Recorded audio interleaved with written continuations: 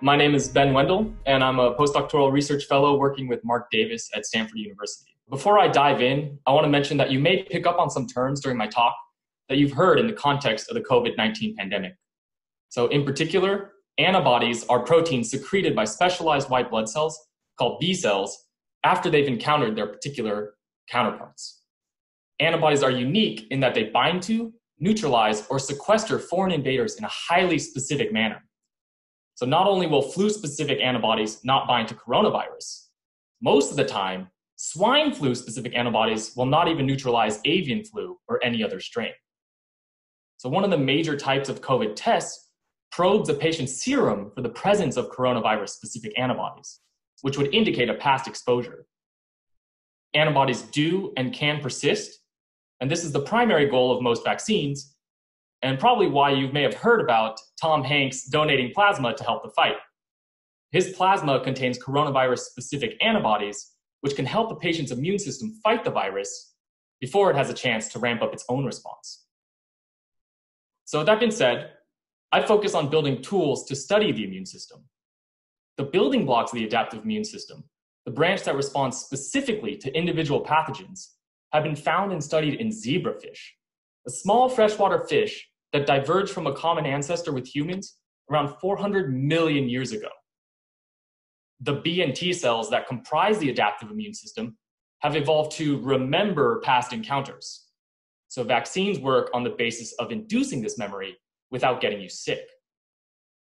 This memory is imprinted in patterns within the antibody and T cell receptor repertoires, a collection of millions of seemingly random strings of A's, C's, G's, and T's that somehow ensure that you only get chickenpox once and you won't die from measles after you've been vaccinated.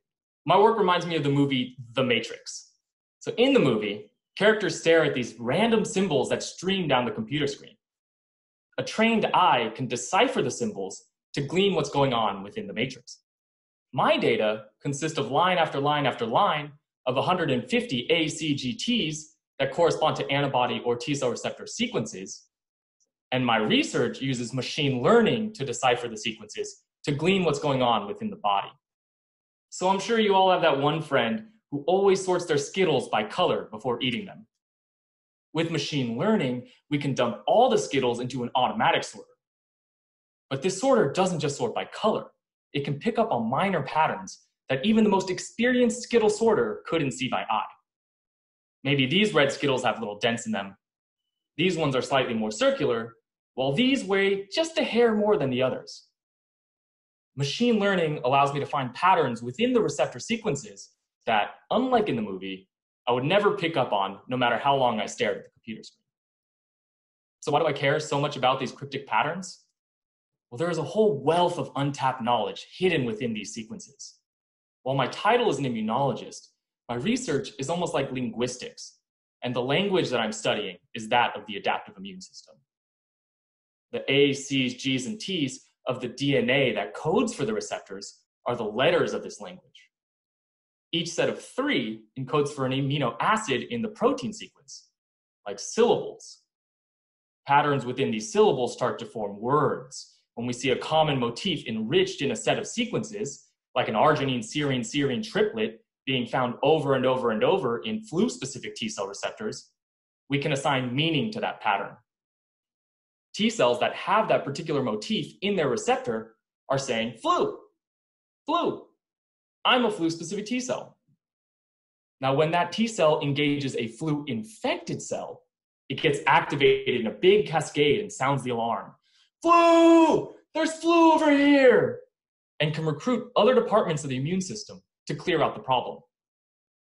Now, we've been able to translate a few of these short words in the T cell language, but we're still trying to piece together full sentences, and the antibody language is entirely uncharted waters. One application of this immune system translator is to further our understanding of myalgic encephalomyelitis, or chronic fatigue syndrome. ME/CFS is a devastating disease that affects an estimated 1 to 3 million Americans. As the name suggests, ME/CFS patients suffer from extreme exhaustion with the most severe cases leaving patients completely bedbound, sometimes unable to even speak or eat. Despite the prevalence and debilitative nature of ME/CFS, our understanding of the disease is extremely limited. We do not know the cause, and we are even further from a cure. Our hypothesis is that if we can tap into the immune language of these patients, we can access the body's natural surveillance system to see what's happening. Up to 70% of patients report a viral infection before the onset of ME/CFS symptoms. Perhaps their T cells are going around screaming about an Epstein-Barr virus, even though the infection was controlled months ago. Or these patients' B cells are going on and on about a herpes virus infection that is no longer active. Or maybe the immune system is out of control and they're all speaking gibberish. Understanding the trigger and cause of ME/CFS will be a huge step towards someday finding a cure. It really feels like a miracle that the immune system works as well as it does.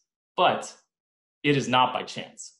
There is a method to the madness, and by deciphering the underlying code and asking the immune system, which is constantly patrolling and surveilling the body for miscues and invaders, what it sees, we can make great strides towards understanding mechanisms of mysterious diseases like ME/CFS, and we can develop new diagnostic tools which can ultimately lead to better treatments for patients.